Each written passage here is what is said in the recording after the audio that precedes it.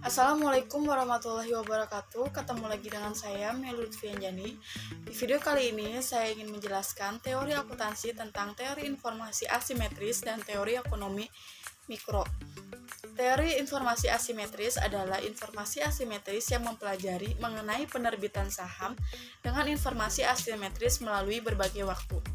Perusahaan yang memiliki informasi kurang baik atas aset mereka akan diinformasikan secepatnya karena hal ini juga dapat merugikan perusahaan untuk menunda pemberitahuan informasi tersebut. Akan tetapi, informasi yang berkualitas baik ditahan sampai harga saham kembali normal dan selanjutnya informasikan kepada publik untuk mendapatkan penghargaan pada akhirnya akan meningkatkan harga saham perusahaan. Informasi asimetris terjadi karena adanya perbedaan kepentingan antara manajemen dengan pemilik modal.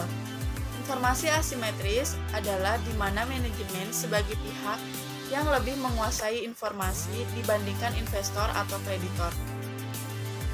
Karena manajemen dan investor atau kreditor merupakan pihak-pihak yang berhubungan, kedua pihak tersebut dipandang sebagai hubungan keagenan, dikhawatirkan akan terjadi asimetris informasi antara kedua pihak tersebut dengan manajemen sebagai pihak yang lebih menguasai informasi. Kondisi informasi asimetris sangat mempengaruhi cost of equity, karena apabila pihak eksternal perusahaan seperti investor dan kreditor tidak memiliki cukup informasi terkait perusahaan, maka akan timbul keraguan bagi pihak eksternal tersebut untuk menanamkan atau meminjamkan dananya terhadap perusahaan yang akhirnya nanti akan mengurangi modal yang didapat perusahaan, sehingga akhirnya nilai cost of equity semakin tinggi, lebih banyak agar usahanya untuk menambah modal perusahaan tidak sia-sia. Sebaliknya, apabila pihak eksternal perusahaan, maka hal tersebut akan semakin menetapkan para pihak eksternal dalam mempertimbangkan untuk menanamkan atau meminjamkan dananya terhadap perusahaan, sehingga nilai cost of equity juga semakin kecil. Selain variabel dependent cost of equity, teori informasi asimetris juga tercermin melalui variabel independent asymmetric information.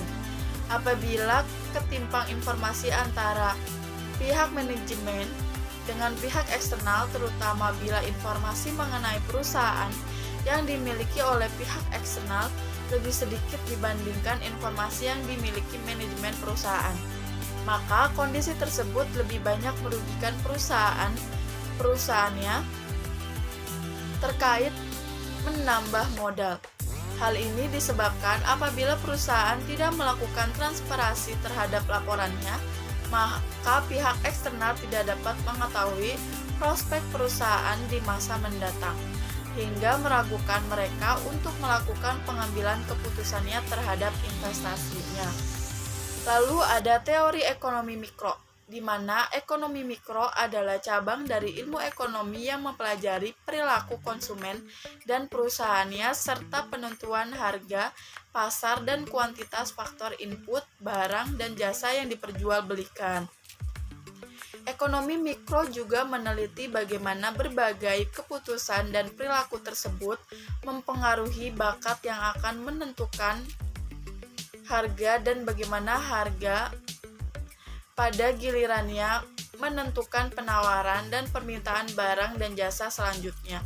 Ekonomi mikro juga mempelajari bagaimana perilaku tiap-tiap individu dalam setiap unit ekonomi yang dapat berperan sebagai konsumen, bekerja, investor, pemilik tanah, ataupun perilaku dalam sebuah industri ekonomi. Contohnya, ekonomi mikro menjelaskan bagaimana seorang konsumen membuat keputusan dan pemilihan terhadap suatu produk ketika ada perubahan pada harga atau pendapatan.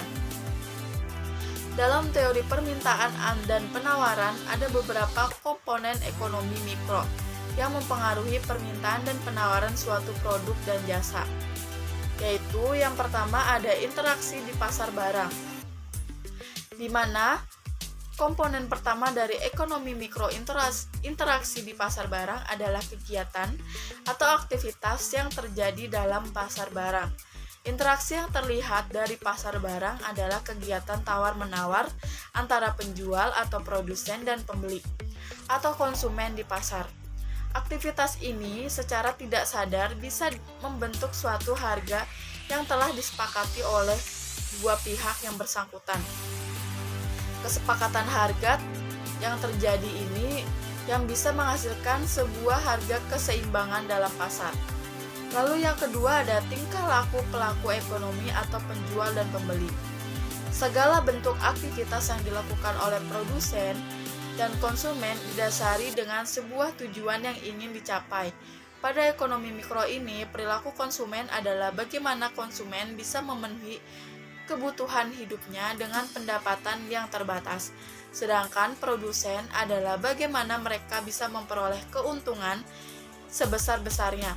Ada beberapa asumsi yang bisa digunakan untuk menganalisis perilaku produsen dan konsumen. Yang pertama, produsen dan konsumen melakukan aktivitas perekonomian secara rasional dan terbuka. Lalu yang kedua, aktivitas produsen dan konsumen dalam pasar dilandasi dengan tujuan-tujuan yang ingin dicapai. Lalu yang ketiga, konsumen berusaha untuk mendapatkan kepuasan maksimal. Begitu juga dengan produksi menginginkan keuntungan maksimal. Lalu yang C, ada interaksi dalam pasaran faktor. Pasar-pasar faktor yang menjadi fokus kajian dalam ekonomi makro, karena pasar menyediakan faktor-faktor produksi yang dibutuhkan oleh produsen rumah tangga yang bisa digunakan untuk menjalankan kegiatan produksi. Nah, faktor produksi tersebut meliputi sumber daya alam, sumber daya manusia, sumber daya modal, serta kewirausahaan. Jadi, dapat disimpulkan bahwa ekonomi mikro yaitu mempelajari bagaimana suatu perilaku atau aktivitas berbagai pihak yang termaksud ke dalam ekonomi mikro bisa mempengaruhi permintaan dan penawaran suatu produk yang akan menentukan harga dan bagaimana harga tersebut akan menentukan jumlah permintaan dan penawaran selanjutnya. Nah, sekian yang bisa saya jelaskan dan bisa saya sampaikan. Kurang lebihnya mohon maaf. Assalamualaikum warahmatullahi wabarakatuh.